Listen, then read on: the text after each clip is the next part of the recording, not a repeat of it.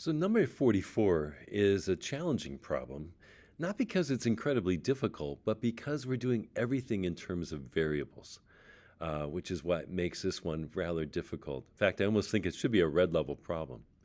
What we have here is a child slides down without friction from a height h along a curved water slide. She's launched from a height of h over 5 into the pool. Determine her maximum airborne height y in terms of h and the launch angle theta.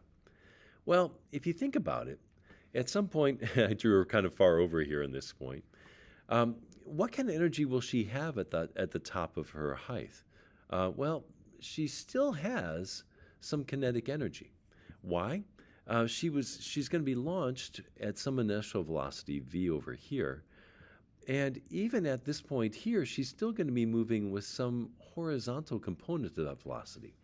Think back again to when we did projectile motion. What's true about a projectile?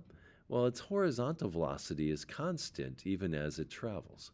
So if we broke this initial velocity into its initial vertical and horizontal components, this piece down here would be v sub x. And that's still the velocity she's going to have even at the top of her path.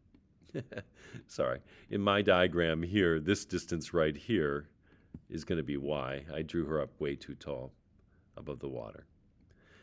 So at this point, she's going to have both gravitational potential and still some kinetic due to that horizontal component of velocity that you started out with.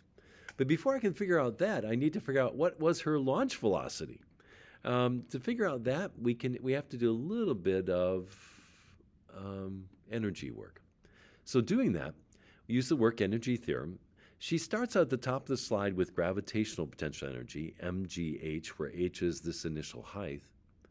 And at the bottom, she has a height of h over 5, and then she has her kinetic energy, her launch velocity.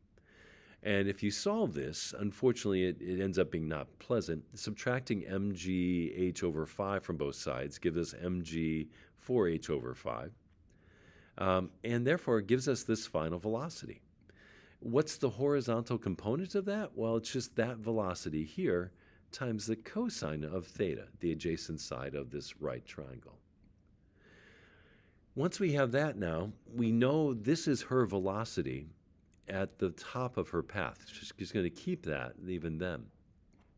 So now we can use the energy equation one more time. She starts out with mgh at the beginning, and we now know that at this point right up here, at the highest point, her height is going to be y, which we don't know, which is what we're trying to solve for. And we do know her velocity is going to be this horrible expression, which we're plugging in down here for 1/2 mv squared, this entire quantity squared. If we square that quantity, we get just this.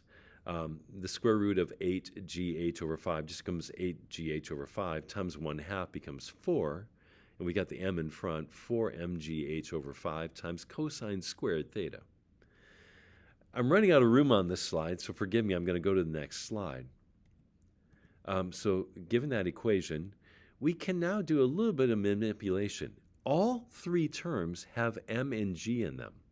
So I'm going to divide both sides of the equation by m and g, just to make it a little bit easier to see, and we get this equation. We're trying to solve for y, so what am I going to do? I'm going to subtract 4h over 5 cosine squared from both sides. And if we do that, we get this expression. And yes, I know some of you are like, well, Ms. Clomber, you could actually do, you could do this. I don't know if it's much better. But yeah, you could write it this way. But that's about as far as you can take this equation, or this final answer. So all of that over 5. Yeah, okay, I don't know if that's better than that one. But that is going to be her maximum height on this one. Yeah, this one was hard, especially because we're working on variables. If we had numbers, it would be much easier. But it always looks scary with variables, but it's really just the same thing over and over again. All right, good luck.